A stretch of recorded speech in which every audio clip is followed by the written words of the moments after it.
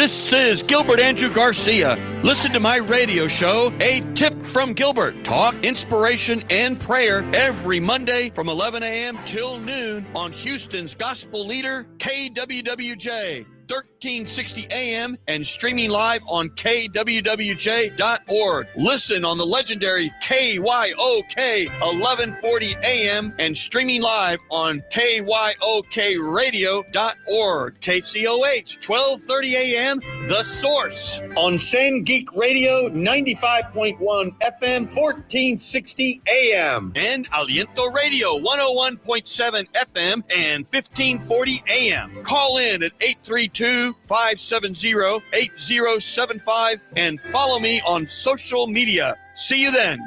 All right, Houston, you got me with another episode of A Tip from Gilbert, talk, inspiration, and prayer. Of course, I'm Gilbert, so it's a tip from me. And this is going to be a really fun show because I have someone that I've gotten to know pretty well, and we all know him here in the county because not only is he the head of the Democratic Party here in the county, but he's really been around a long time. He's got a lot of, in my opinion, gravitas, a lot of wisdom, and he's been active, and he's been a very successful trial lawyer for a long time. And so he's perfect to lead the party. So in reality, here we are, and we're going to talk a little bit about what happened in the county. And I think we want to use this as a platform, as always. You know, how can we be better and how can we do better? Everyone knows I'm a Democrat, et cetera, but you're going to hear it from the leader of the party. And I also think that, as I always tell people, and Mike, welcome to the show. Thank you so much. Thanks for having me. Yeah, you're very welcome. One thing I always tell people as I talk about the show and I talk about my Democratic background, remember, in my opinion, and you can give yours, the main difference between the Republicans and Democrats is Democrats believe that the government has a responsibility to make our lives better, whether it is make sure our food is right, our drugs are right, make sure people have a 40-hour work week. We're not exploiting children in the workforce. Whether it's to make sure the air traffic controllers work. It's all about these government services, whether there's public education. Those are all the hallmark of the Democratic Party, which is really making sure government is involved. And think of it, in my opinion, as a three-legged stool. You need really good management, really good labor, and really good regulation, which is really the government. And that's what I believe the government role is. Because if you leave things to their own devices and you just get rid of government, well, people may do things they shouldn't be doing at the expense of the masses. How do you feel? What if I were to say to you, what's the difference between a Democrat and a Republican, away from all the social issues, which are important, but what's the fundamental difference that you see? Well, I mean, I think you're right there. The way I like to think of it is the Democratic Party is for protecting and uplifting the community, everybody, period. And when you talk about places where there's no government, that's like Afghanistan. Mm-hmm. And we all know that's not a world you want to live in. And aside from being run by religious zealots who are doing terrible things to women, if you are wronged or you don't have regulation, that's what you get. Yep. And that's the alternative, and that's what we have here. And that's why what we have is so precious and so under attack, because it's so valuable. Amen. Amen. Now, I'm getting to know you better, as you know, but your reputation speaks for itself. Tell me, how in the world did you decide one day, you know what, I think I'm going to run the party here? Because running a party, whether it's the Republican Party or the Democratic Party, being a party leader is a very difficult responsibility, because you're kind of the voice, but you have all these independent voices around you, all the elected officials at all levels of government, and trying to get them all on the same page is not easy. What made you run? I've been engaged in Democratic politics since the 90s. I actually got involved helping a friend of mine, Reg McCamey, when he ran for judge in 98. I know how hard it is to be a Democrat. I've mostly been engaged through my work with trial organizations and the Democratic lawyers. And I started thinking, look, I've been seeing this kind of on the cusp and so much opportunity in this county, so much what it really does. because I figured out that Harris County is the key to the entire state and really to the country. My wife makes fun of me because I talk about changing the world. We get this county to show up Democrat like it really is. The state goes, and we'll never have a Republican president in my lifetime. And I really thought that this was something, sitting on the sidelines and maybe raising money and supporting candidates, I needed to do something more. I think that's wonderful. So did your wife say to you, I mean, look, I know my wife, and I'm married to a hot-blooded, hot-tempered Latin woman, right? And when I told her, I think I'm going to run for mayor, I think my audience is saying, what is going on? I think my wife was like, what do you mean you're running for mayor? You know, when you went to your wife to say, you know what, honey, I have this thought, did she say, what are you talking about? Well, it's even worse than that. I've told this story before. Tell me. My late mother-in-law was the longtime 20-plus year chair of the Atchison, Kansas Democratic Party. And when I mentioned this to my wife, she's like, you are a moron. Do you know how much time my mother spent in Atchison, Kansas? Yeah. And she's dead right. This has really been a huge investment of time. I mean, I knew it was going to be a big deal, but it's a big job. It is. To do it right, it's a big job. There are some that may have the job and they don't necessarily do it right or thorough or enough. Or again, they don't have the gravitas to really talk and try to, I don't want to say this is a bad word, I can't think of another one, unify or corral the elected officials under sort of one umbrella or one battle plan. Everyone has their own individual races, but it's for the common good for the Democratic Party. So let me ask you this, go back to young Mr. Doyle, young Mike Doyle. Where did you grow up? My dad got out of the Army, moved out to Missouri City in '74. So I've been here almost my entire life. Oh, no kidding. Yeah.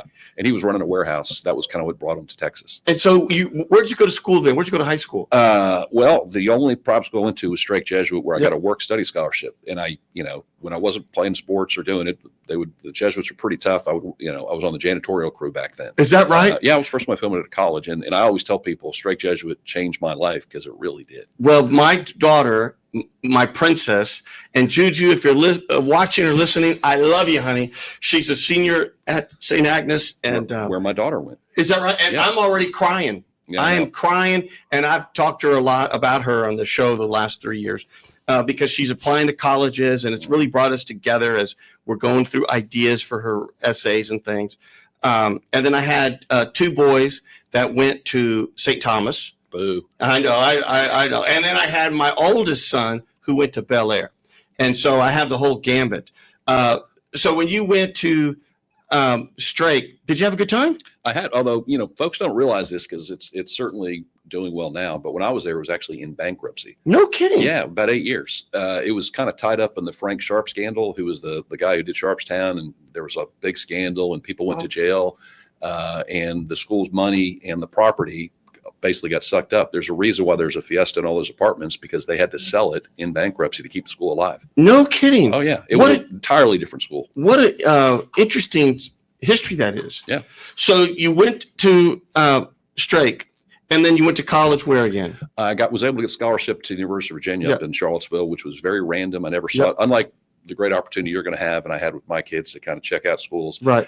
I didn't know anything about it other than what I'd read, and just showed up and sure hope I liked it. And did you like it? I loved it. I really did. I had a great experience. And then what made you go to law school? So here's when I was 9. Well, my mom's actually from a little town called Mexico, Maine. It's a paper mill town. Es verdad, mi madre es de Mexico. Oh, no kidding. Yes. And we used to go up there in the summer because obviously it's a little warm here. And she would load my brothers and the dog, and we drive all the way up there and spend a couple of weeks. And we stayed with one of my aunts who was a teacher's aide. And she didn't have any kids. And after about a week or two, she would have enough of us. So she would actually hold court.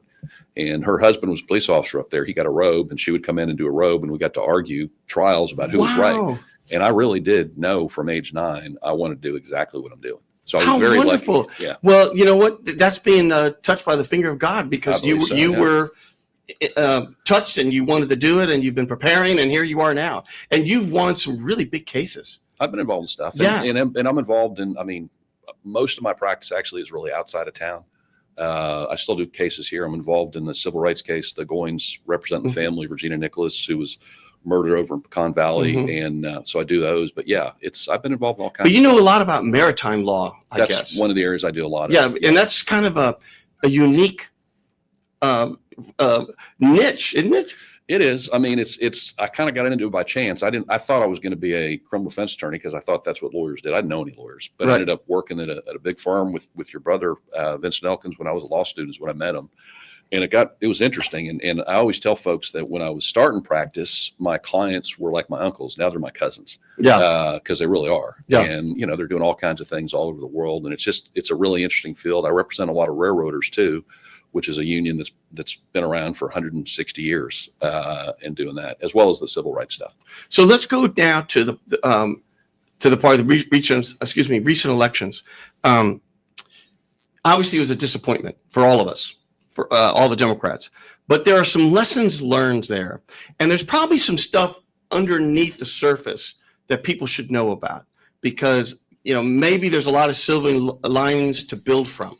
What's your total take about what happened, and if there is such a thing as, if you had to do the playbook over, what would there have been some adjustments you would have made?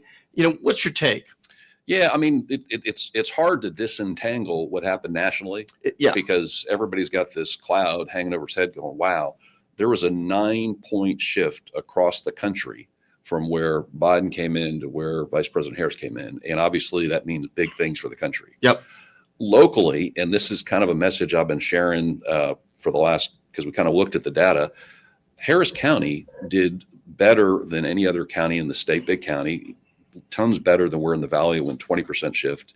We did better than the state. We actually were able to hold the line from some really specific strategies, but a lot of it had to do with resources, because if you look at it, we had this massive red wave that was coming down and across the country, across the state, across Harris County. We actually are still a blue county because we held the line down ballot on races that we did with the resources we had and the folks out there, because there was a tremendous amount of enthusiasm on the ground, volunteers, precinct chairs, clubs that made a difference. And right. Looking at that, we see that we're able to maintain the county attorney, the district attorney. And they were close, though. They were by the hair of our chinny chin chin, as they say. Which is the amazing thing. So if you see the state going, close to 9%, and we're kind of edging in lower than that, about the 7 point and whatever. And the fact that on the edges, because for the first time, we were able to switch down ballot to a pretty significant degree. Mm-hmm. And that made a difference, because the challenge we've had since 2020 is you can't go in and vote down ballot all the way in one single ballot. And so what that means is we've been losing down ballot in large part, and because you saw these commercials, everybody saw the Democrat judges running. That's at this point, 30 to 40 million in 2 cycles attack funded by Elon Musk, Texas Law Reform, that's aiming at the folks down ballot. And the fact that we're able to save 9 of those in contested races, including Nicole Purdue, who just, on a continuing count, I'm not going to sit here and say we did everything right, but I am going to say we stood out as a beacon because of what happened here on the ground in Harris County, and so much better than really anywhere in the state. Really, too many places in the country can't say that we kept what we have and we protected and we uplifted. And why do you think they're so fixated on the judge races? Musk, it's real simple. Money. Judicial independence is what protects all of us. When I talk about Afghanistan example, somebody wrongs you, whether it's or you're in trouble, you don't go to a judge who's fair and unbiased. That is really the cornerstone of America, from my view. And I'm not just saying that as a lawyer. If you don't have a way to resolve disputes, resolve criminal cases that's fair and everybody recognized it, the problem is the billionaires don't like that. They want to have their thumb on the scale, and they get that thumb on the scale. I mean, you've seen it in the Supreme Court. You've seen it in the way they decide things. And the judiciary is the last area where they want to make sure that they're putting their thumb on the scale. And that's why it's a very targeted on just this county. There's no other county in the country where that much money is aimed at getting rid of judges. Wow. It's amazing. It is amazing. Yeah. Well, what's interesting too is, look, I'd like to think I'm an educated person. But when I look at these ballots, there are pages and pages and pages. And I myself look at these things, and I'd like to think I'm educated, and I try to read up on things, and I'm I love the Chronicle and they their endorsements and things, but I don't even know what a lot of these courts do, and if I don't know, imagine just everyday Houstonians. How do we do a better job of making sure they recognize how important these courts are to their everyday lives? You know what I'm saying? How do we make sure everyone goes all the way down. Now I always go all the way down, but I get to the point where I'm like, what am I really doing? Especially the primaries.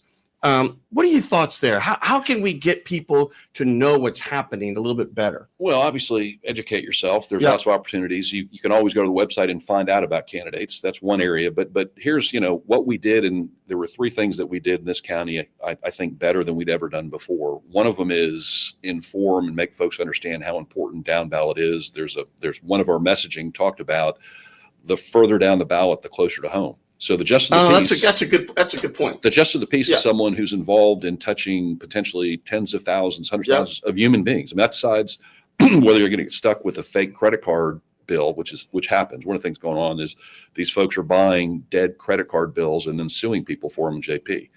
And whether or not that's handled justly or just like an assembly line or eviction, that's where they're touching the community directly a lot of ways.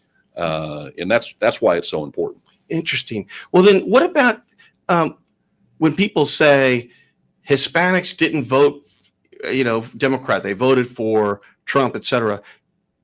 I haven't seen all the math. Yeah, not in Is this that county. true? I mean, obviously there was a nationwide shift. I saw some exit polling. I don't believe exit polling. I really don't. Yeah. Because, who knows? But I do know that, we have scoring and we've looked at it, at least in Harris County, the number of identified or using the scoring Latino voters that voted for Trump was lower than statewide, certainly lower than the 20% down in the valley, or 20% increase rather down in the valley that made a difference. But obviously there were a certain number that either did one of 2 things: voted for Trump, didn't vote, voted for Trump, and then sometimes didn't vote for Democrats. And then there's folks that just stopped. And parceling that out takes some time. We have some preliminary data, but in Harris County, it didn't reflect what happened statewide or nationwide. Interesting. And they also, some of the things I've read, whether it's true or not, is that even some of the African Americans were voting for Trump. Is that true too? I mean, I will say on the scoring, it's not showing. Certainly there was a higher in this county. Yep. I can't say for certainty because we've kind of got Yep. some front level in the last 2 weeks, but we haven't done the deep dive. But I know nationwide that happened. It'd be interesting to get you back when we get a little bit deeper, because I think it's something that, like anything else, a patient, the only way a patient can get better is to really recognize they need a treatment, that there's, I'm using bad analogy here, but No, that they're sick and therefore they need treatment, and they go to the doctor and said, you got to do this, and then they do it.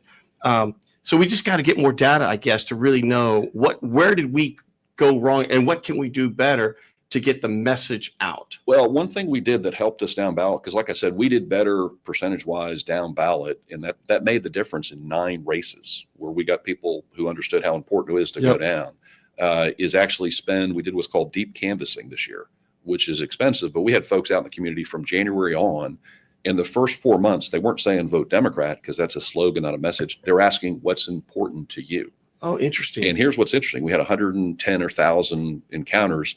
We know, and it was reflected in our down ballot messaging, what matters. So, if you look at the way we did, why do you want to vote Democrat? We had our co-chairs that were talking about, hey, your community needs better sidewalks. You need safety and crime prevention and appropriate dealing, Sean Tier. So when you look at the messaging that went out, it was based not on me just out of the top of my head or somebody in Washington, D.C. It was based on 110,000 people in Harris County saying this is important.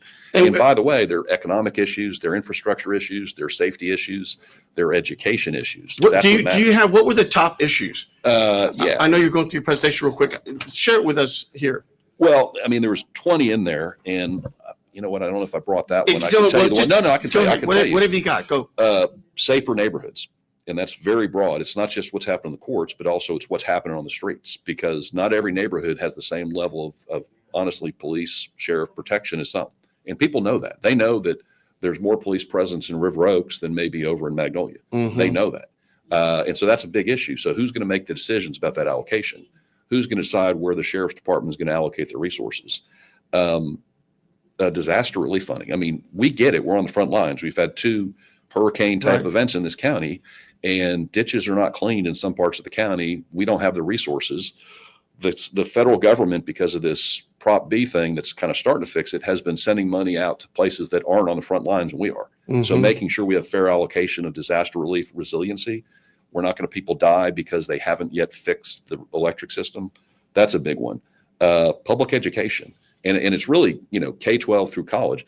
I am highly aware that I would not be able to be doing what I'm doing if college and university and law school was not affordable. And that is a fact now that I could not get out of school now without a massive debt load, which is just a killer to actually being able to do good things with your career. Don't forget your train of thought. My daughter, of course, is applying. And when you look at schools that she's applying to, they're in the $80,000 a year. And in our lifetime, we're going to see people where the tuition, room, and board is going to be six figures, $100,000. Yeah. It's going to just be the elite that can just write a check, or there'll be some that get assistance, and it's really the middle. They're not going to be there at these colleges. Well, or worse, they'll be there and carry a $300,000 debt. Can you imagine which that? Basically means they're an indentured servant to the banks for the rest of their life. Can you imagine having? We're there. I mean, I've got folks working with me, lawyers who had $300,000 plus debt after law school and college. And when I went to UT Law School, it was a long time ago, as my kids always point out, but it was because the state recognized that invested in education, it was $2,500 a semester. I could work and pay for that. And now I think it's running about $36,000 a year. Wow. You can't have a job and not many families have that spare cash lying around. And that was a deliberate decision made by the Republicans in the state to defund university graduate education. The numbers are there. And those things are people that, when I was growing up, they recognized, and, they were different Democrats, but they still recognized that that's an investment in the community that you need to make. Yeah. You don't just put it on everybody's back. That's an investment in Texas, right? I mean, but I didn't mean to throw off your train of thought. No. But I mean, so go back. Public education, streets and roads, infrastructure. When I say infrastructure, I'm talking about resiliency, safety in the community, and that's broadly, not just how the courts work, but where the resources are done. Looking at, reproductive rights is down in the top 20, but it's not the number one. There's a lot of issues. Just imagine an issue that really is something that's kind of a county city issue. That's where it works. And just, inflation, but in a more broad sense, hey, what's being done across the community to make this a more business friendly in a regulated way. Those are those. And we now have that data. It's not going anywhere. And that was a long investment, but it's interesting what's on that list of the top 20 and what's not. Well, you said something very interesting, because you said reproductive rights. Freedom. Yeah. What's freedom? What's interesting is so many of the commercials were focused just on abortion. Yeah. And, there was an old saying during the course when Clinton won, it was all the economy stupid. Remember that? That's right. It's the economy stupid. That was the line to remind everyone that you can have these issues and they're all important. But if you don't have a job, well, that's the most important thing you've got. Am I working? Did we lose that a little bit, you think? Well, I think in Harris not County, us in the county. Well, but in other words, we kind of focused on these issues. Now, so for example, when you go ask folks, and the way we did it is not say, here's a laundry list, which is the way polling does. Here's 10 things. Yep. Pick something where you're basically giving them the answer. We're basically going out there and saying, hey, what matters to you? And then we get it. And we use that and we know that. And I think of the, 110,000, relatively small number at the top of their head, the most thing they're worried about in working class communities around this county would be reproductive freedom. Doesn't mean it's not important, but just what you're talking about. If you don't have a job or you feel insecure, that's something that needs to be talked about. Amen. Hold that thought. We got two calls already on. We have an Alex and a Vicky. Let's go to Alex first. Alex, are you there? Hi, Gilbert.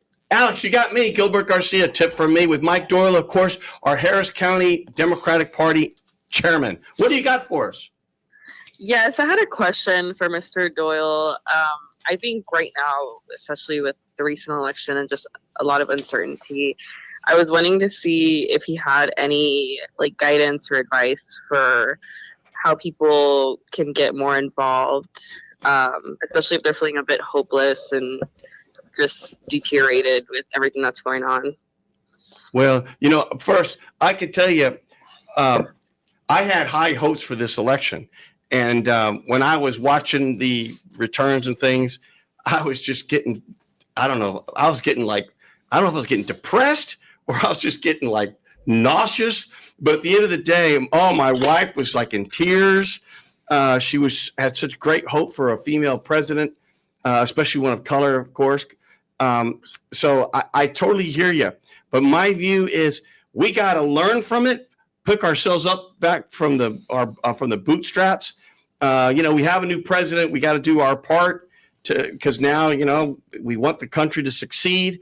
But let's learn from this. What says you there, Mr. Doyle? Well, I'll say there's something very direct that we're doing because I saw it in this county and it was really astounding, the level of volunteer engagement. There were so many thousands of people who were making calls, doing block walks. Great.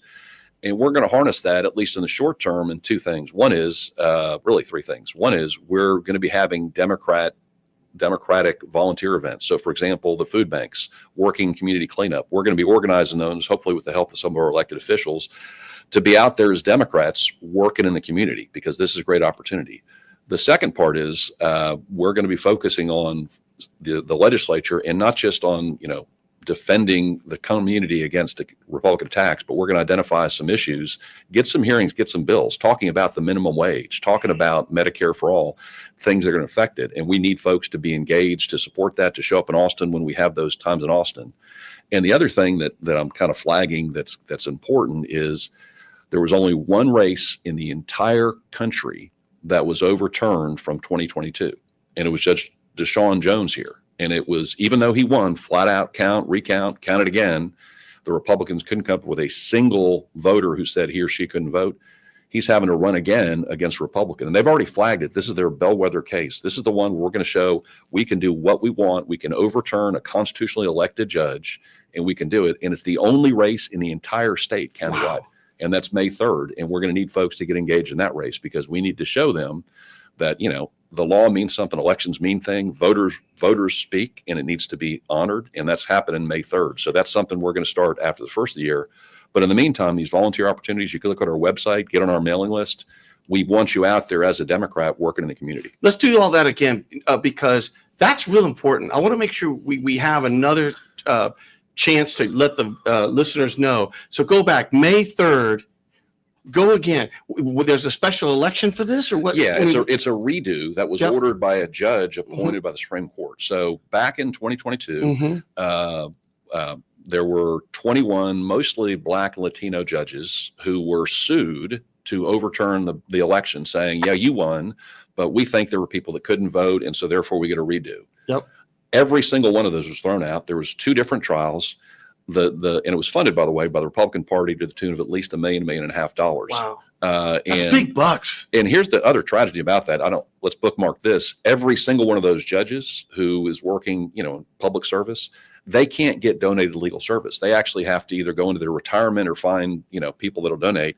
And so it's become a tax on them just serving as public servants to defend themselves. That's terrible. It's unbelievable. It's terrible. Bad. And so they're sitting there, and Judge Jones, who, by the way, is a Iraqi combat veteran. He's a lieutenant colonel in the reserves, an outstanding candidate. His case was, for kind of procedural reasons, tried last separately. And the judge in that case said, yeah, I can't find a single person who couldn't vote. You won fair and square, but guess what? I'm still going to say you need to have a redo. And they're bragging about it. Paul Betancourt at their election day was bragging the only election overturned in 2022 was right here in this county. Wow. And go back. People want to get involved. What's the website, phone number, so everything? HarrisDemocrats.org. We're actually setting those opportunities up, hopefully as soon as next week, for Democrats to gather together to understand that we're out here, we're on the ground, we're in the community. We'll be organizing volunteer outreach efforts. So you'll have a time on a Saturday to come out and be active. I anticipate during Thanksgiving we'll have a Democratic presence at all kinds of opportunities, because we understand that people want to do something, and starting with community is the best place. Well, Alex, the other thing too, I'd say is there, and maybe it's just, maybe it's just my perception, but there seems to be more activity at the club level. Well, it wasn't just the clubs, but yeah, we had a lot of activity. Because how many Democratic clubs do we have? Shooting off the top of my head, a couple dozen. It's a bunch. There's a bunch. It's a bunch, and they're all over. Yeah. And by the way, they're on the website too. So, okay. And you can join. There's what I would call different kind of clubs. There's like the Harris County Democratic Lawyers. You don't need to be a lawyer to join, by the way. But there's also geographic. So if you live in the Heights, you live in Cy Tom, there's clubs there, and they're Montrose or Maryland, rather. There's a Maryland, there's a Heights. They're all over. But they're on our website. You see, it's clubs and orgs that you can get engaged directly as well. And that's separate. And by the way, those clubs bring in speakers. They bring in elected officials. They kind of keep the fire going year round.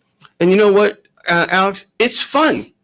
Remember, it's just fun to know your neighbors. It's fun to know other people. It's fun to get like-minded people working for something. So, you know what, Alex? I hope you join something.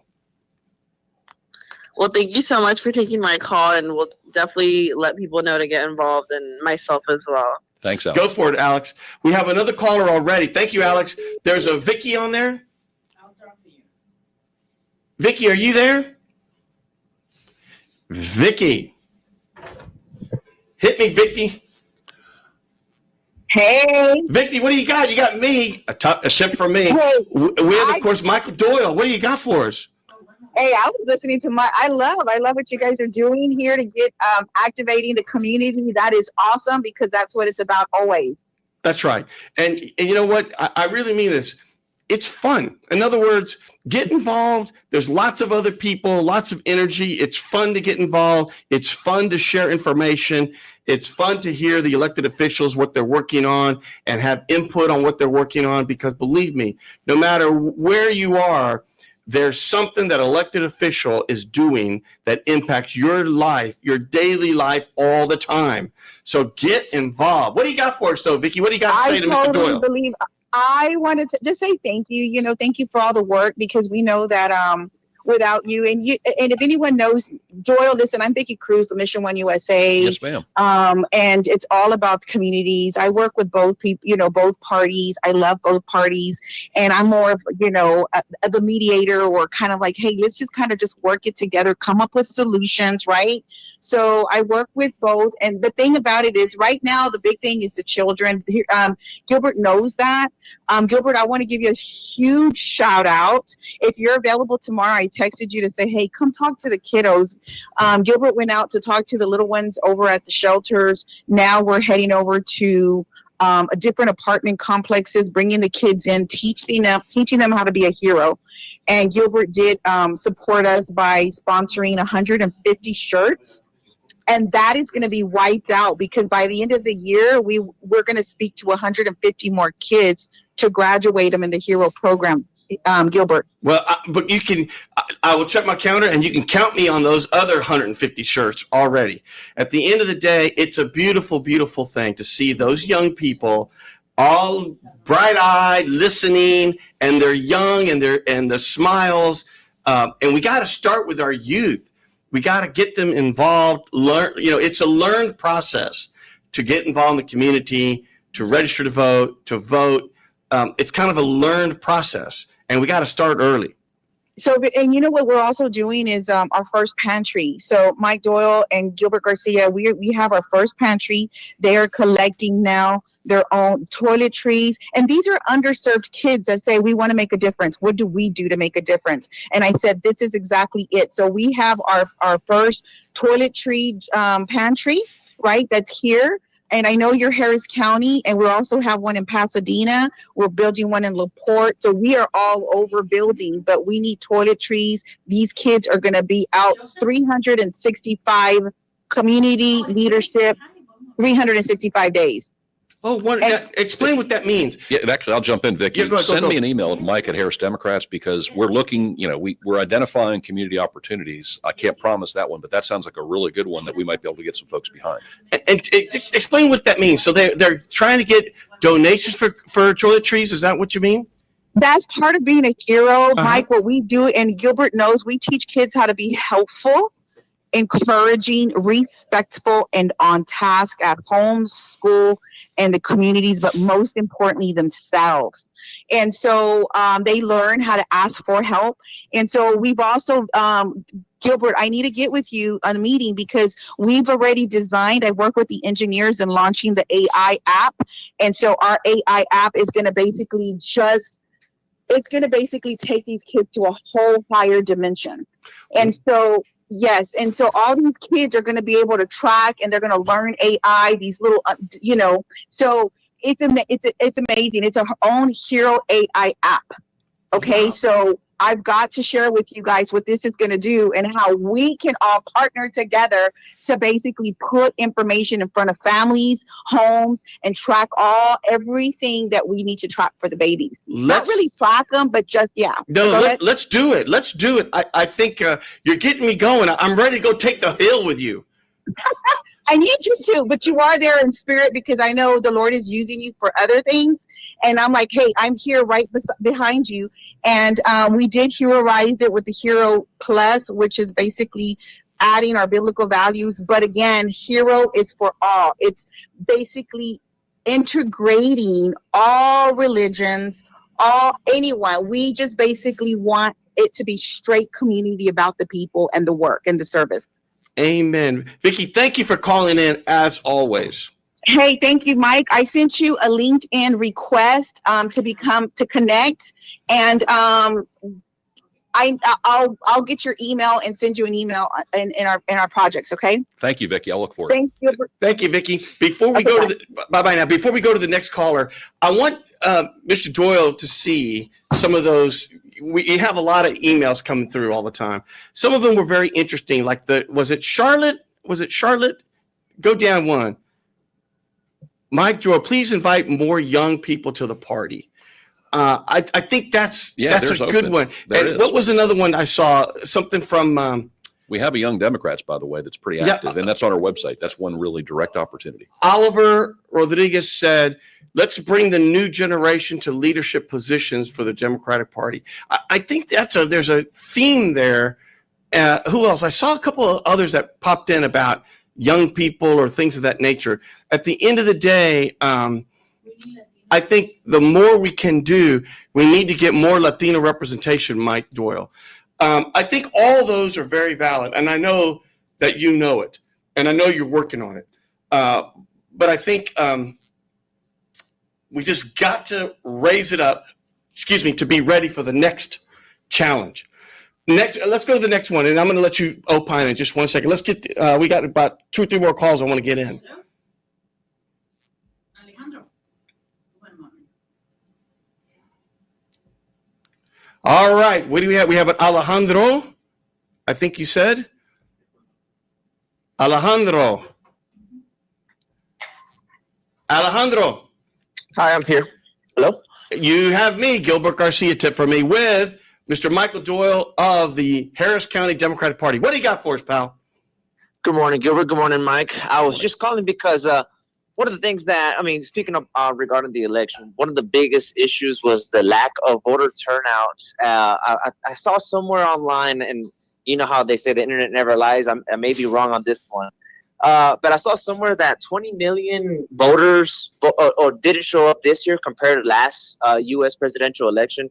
And I'm wondering, like, what's going on? Because it seems like if everyone voted from 4 years ago and came out and voted this time, it would have been a drastically different result. But I'm honestly surprised, probably like everyone else. And I wanted to know if you had any insights on that. First of all, is that accurate? That I heard 11 million, but whatever it is, it's a massive number of folks that showed up in 20, didn't show up in 24. Interesting. Yeah. And let me ask you this, Alejandro, since we have you. And that's nationwide, not obviously not just in Harris County. Yeah, let me ask you something. Why do you think that is? You're a citizen out there, and did you vote? I voted, yes. Okay. And when you voted, was there a long line or no? No, not really. The voting poll by my place was actually really, really short, and so I figured, super easy process. Everyone should be able to do this, but apparently, I'm guessing it's because everyone else thought it was going to be in the bag. Everyone was probably thinking, "Oh, there's no way we're going to elect the felon," and so maybe there's no need to be as aggressive, and especially because we keep hearing all these news about record turnout or record early voting. So that's my best guess, but I wouldn't be able to tell you. No, but we appreciate your view, Mr. Doyle. What do you think? I don't know. Yeah, I really don't. I know that we live in a world where civic engagement at the end of the day is discouraged because it's just so nasty. I mean, we were shut down because of Twitter trolls at the office for about 2 days, our phone system. And that just is a terrible sign that people are, they're just, I wouldn't say afraid, but they're discouraged because they see just this nastiness out there. It is so nasty. Mm-hmm. And it doesn't have to be, because at the end of the day, we're all Americans. We all want the country to succeed. We're all Houstonians. We want the city to succeed. We may have different philosophies about whether the government should be more involved in our lives. But at the end of the day, we all want generally the same things. Well, you would think. I mean, I'll just say this. I mean, and I'm putting on my partisan hat, but Go ahead. It has the added advantage of being true. Yes. And that is one party benefits by low turnout. One Yep. party benefits by turning away voters, by having a super minority control our country. I think that's right. That's just a fact. No, I think that's exactly right. Well, Alejandro, what else do you got to say for Houston? And what else do you have for Mr. Doyle?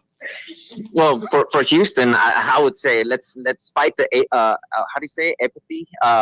Basically, it seems like a lot of people. Yeah, the apathy. It seems like a lot of people just are stop caring. It almost feels like people are giving up. But I don't think we should. I think now, especially, it's a better time to get back in it and start fighting again. Like, like Trump said, fight, fight, fight. But in this case, against him. Well, what's interesting is when you start seeing billionaires controlling the government, it makes you think about sort of the way we used to have the stereotypes of, Latin American countries or something like that, where there's a small group of people that are very, very wealthy control everything. Oh, my goodness, if that happens here, democracy's at stake here. Well, that's Citizens United case. I mean, if we've got the richest man in the world able to contribute to 30 million, 40 million in this county, that's something wrong. Yeah. And that's that was Supreme Court Citizens United. That ought to be fixed. That can be fixed, not by this Congress, but it ought to be. And that's going to continue unless we kind of have more disclosure, more openness, and folks understanding right now we're at a point where the public discourse is largely guided by these fat cat billionaires who aren't serving your best interest. No. Alejandro, thank you for calling, my friend.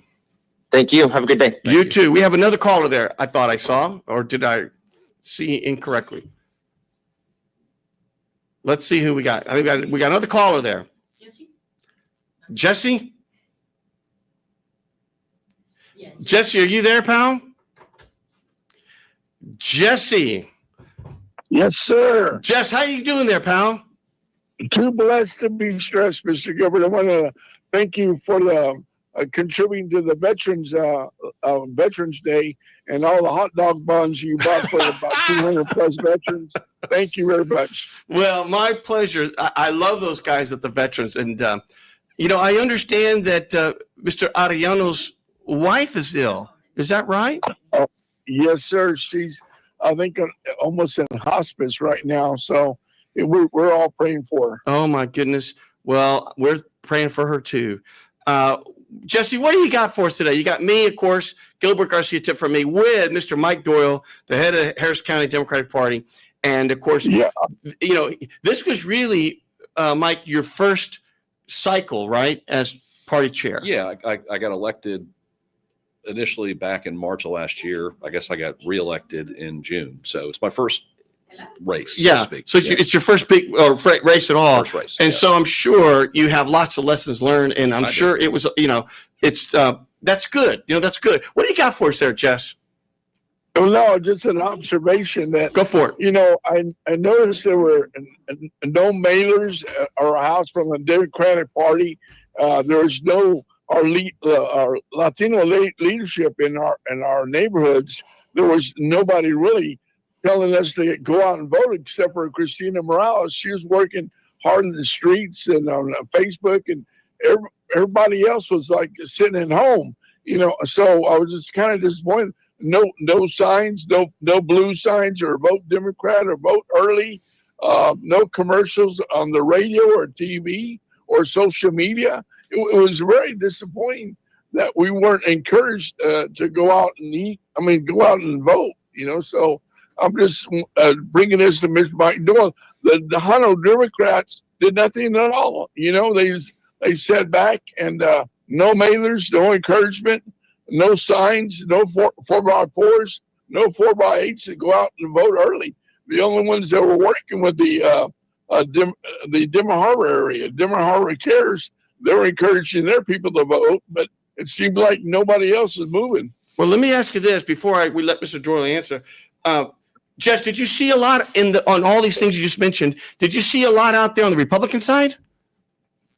Yes, I did. A lot of vote red signs and encouragement like that. And you saw, of course, on TV about, vote Democratic judges away.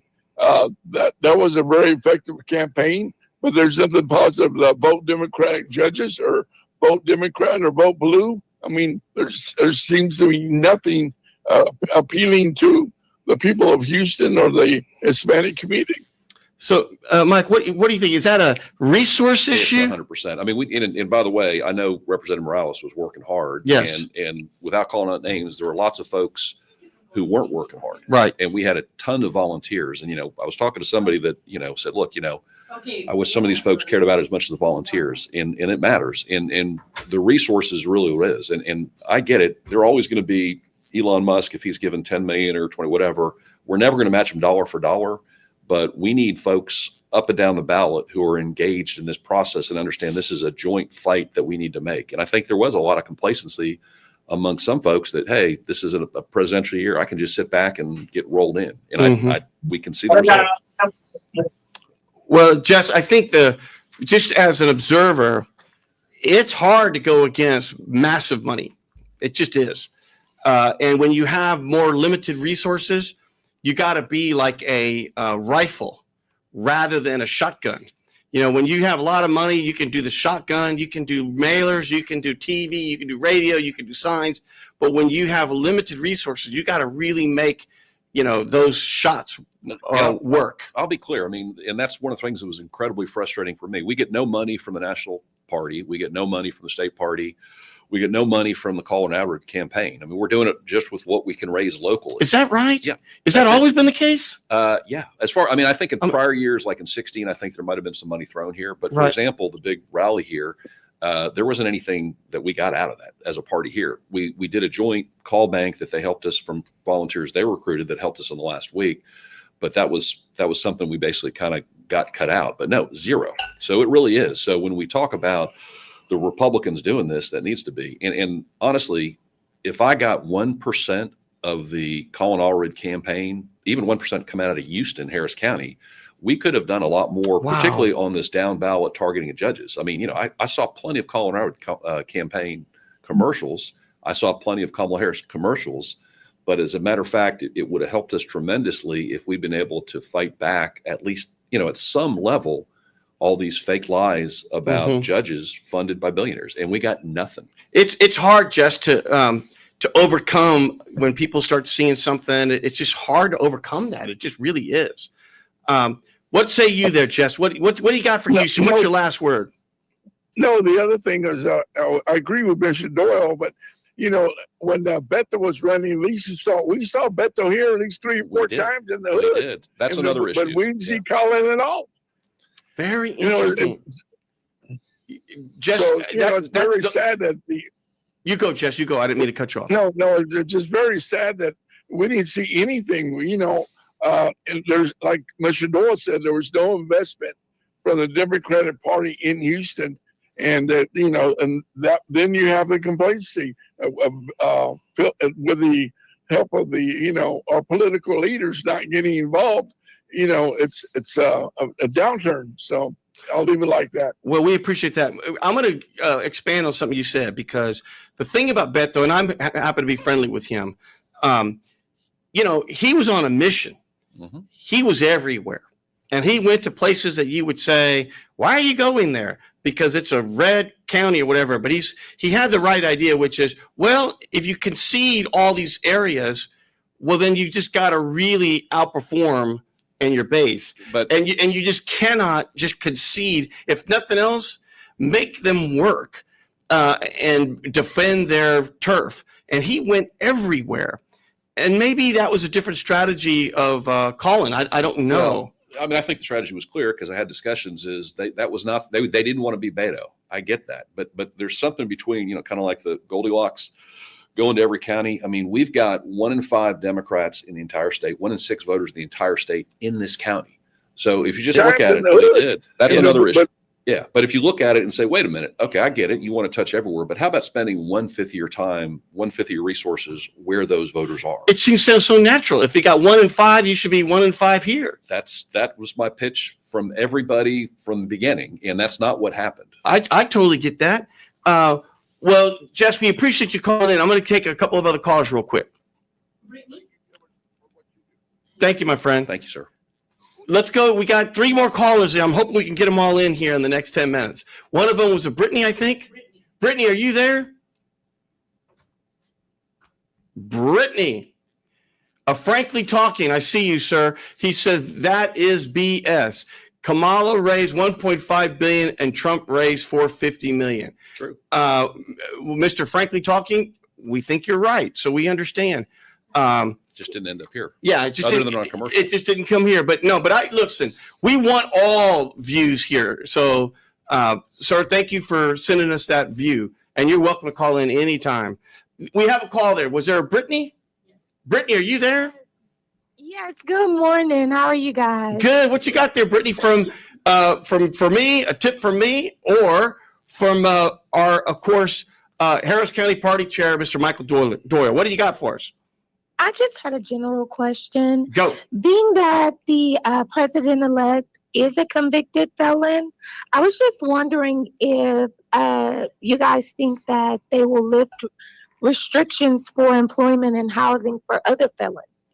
Very It interesting. would make sense. Yeah, I mean, the answer to that is we don't have that answer. We don't know that issue. But if what you're saying is if you're a convicted felon, you can't participate in some of these government programs, and here you have a president that's a convicted felon, boy, it sure stands to reason to say, well, we should just do away with that limitation.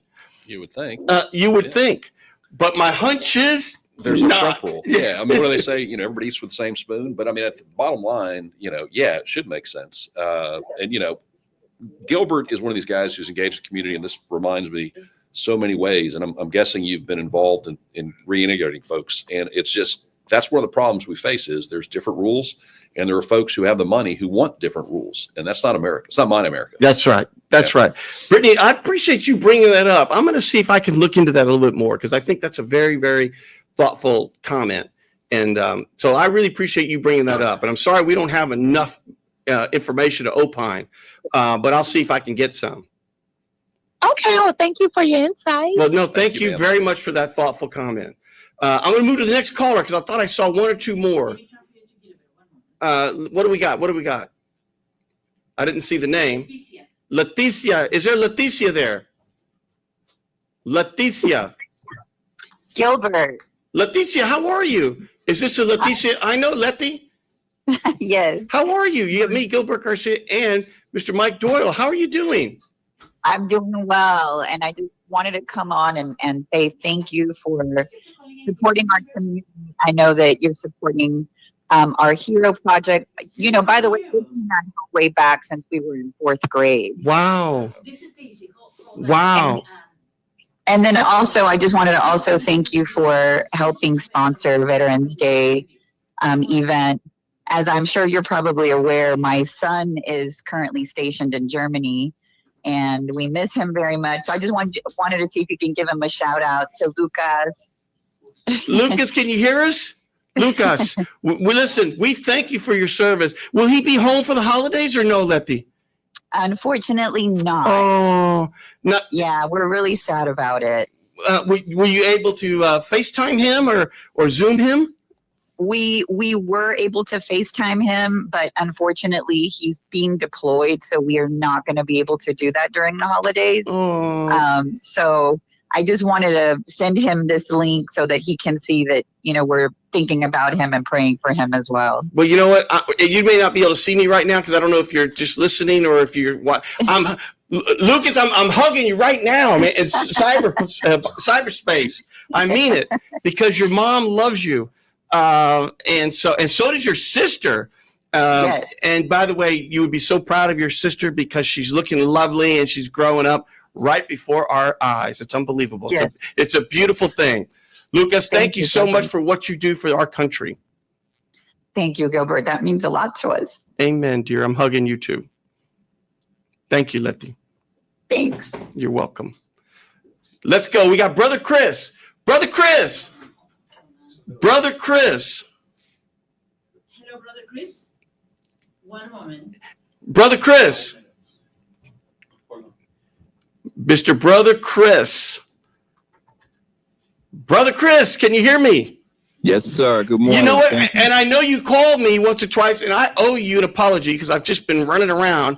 But What? Brother Chris, I No will problem. call you. Hold on. I will call you. I promise. And remember, for listeners, I try to call people. I appreciate it. I give everyone my cell. I did when I was Metro Chairman, 713-443-4330. Brother Chris, what do you got for us today on this fine Monday for me or Mr. Mike Doyle or anything you want to say to Houston? Yeah, here's what I want to say. Mr. Mike Doyle knows this. Listen, as one of your previous callers stated, I think some of the incumbents, it got kind of lax. And they was really counting on the person at the top of the ticket, the president. They should have just kept doing what they were doing, because I saw a person myself. A lot of them wasn't campaigning. They wasn't putting signs in the neighborhood community.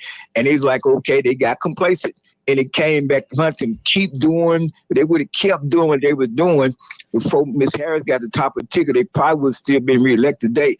And another thing they need to do, you got to work smart. You got to go after those people who you think not going to vote. Case in point, I personally experienced this myself back in 2016. We got involved. We reached out to the voters that everybody was overlooking. We reached out to the guys with tattoos and pants hanging off their butts. We reached out to the girls. You got to make everybody feel included. And when you make those people feel included, those are the difference makers. I know that person from 2016 because that's what we did. So we kind of know who's going to vote, but then you start making everybody feel included. You just can't overlook some community neighborhood because they don't appear to be affluent, or they seem to be poor. Then you got to also make the poor feel included, because I know even the presidential candidate, they kept talking about the middle class and the rich, but damn, nobody was talking about the poor. Brother Chris, you said something very important, and I'm going to summarize by saying everybody matters. And when I hear you say things like, you got to reach out to everybody, amen. That's what I get. Everybody matters and everybody's important. And everybody deserves to be heard. So I appreciate that, Brother Chris. I didn't mean to cut you off. What else do you got? Oh, no problem. Yes, so in the future going forward, Michael, listen, you guys have, and it's not so much about the money, but you got to strategize what you have. I haven't seen $100 bill, $25 bill cast a vote yet. It's kind of like in the story. Oh, that's a good one. I got to remember that one. Sorry, I interrupted you, but yeah. Keep going. Gideon went in with a small army. And God said, no, I want you to be small as possible. Y'all know who gave y'all the victory. It wasn't the money that did, the fact that you strategize. You can't play checkers, you got to play chess and strategize. And y'all would have pulled it off. But next time, Michael, I'm going to get involved and help you myself. And get Thank you, sir. I owe y'all that much. Anyway, keep the good work. You have a praise. You're great American. Keep doing what you're doing, Gilbert. And Michael, don't get the don't get the you had Star Wars, then you had Empire Strike Back. You also have Always. And then of course you have Return of the Jedi. Is that Return of the Jedi? And it'll be Return of the Democrats. So I hope the Republicans are winning. I hope they're listening. Okay, yeah, Empire did strike back, but y'all gotta understand, Return of the Jedi coming 2026. We will be back. And 2025. Don't forget Judge Hassan Jones. I'm not kidding. I'm going to talk about that because we got to make sure. This is our test. I know we have other callers. We're not going to be able to take any more. I apologize. Those that are all trying to be on, just please call. We ran out of time. I've got our commercial. And one thing we did not talk about, Michael, I'm going to have you back if you don't mind. Yeah, absolutely. I think is if you look at some of the appointments of the cabinet, it's almost like a who's who of people that are really not qualified. Well, or do you have to have a sexual assault? I mean, no, really. Yeah, it's like, holy cow. I think some of that is, let me put the line out here, and then somebody in the Senate Republican say, well, at least I didn't allow this guy in. I mean, and then everybody else who's almost as bad, get in. I mean, where are the statements? Even the statesmen, even if you think about, George Bush or the father George Bush on the Republican side, where are those statesmen? Lowell Weicker, I remember him, the senator from Nelson Rockefeller. I'm that old. There were some statesmen Howard Baker. There wasn't somebody who Jack- is having Jack to Kemp. hide a House ethics investigation to become the Yeah. Attorney General. Yeah, it's like, what happened to that? Well, we're going to learn more about it. And I'm going to have you back. I think we got 30 seconds before the cutoff. What do you want to say to Houston right there? And make sure you put in your website, everything. Keep fighting. I mean, this is all about engaging the community. This is, I'm never giving up. I know the folks I work with aren't going to give up, and we're not going to fix this state, fix this county fully until we keep fighting every step of the day. So do not give up, ever. Amen. And remember, Houston, this is your community. And as my mom always said, if you don't vote, don't complain. We'll see you next time. This is Gilbert Andrew Garcia. Listen to my radio show, A Tip from Gilbert. Talk, inspiration, and prayer every Monday from 11 a.m. till noon on Houston's gospel leader, KWWJ. 1360 AM and streaming live on kwwj.org. Listen on the legendary KYOK 1140 AM and streaming live on kyokradio.org. KCOH 1230 AM, The Source. On Sand Geek Radio 95.1 FM 1460 AM. And Aliento Radio 101.7 FM and 1540 AM. Call in at 832-570-8075 and follow me on social media. See you then.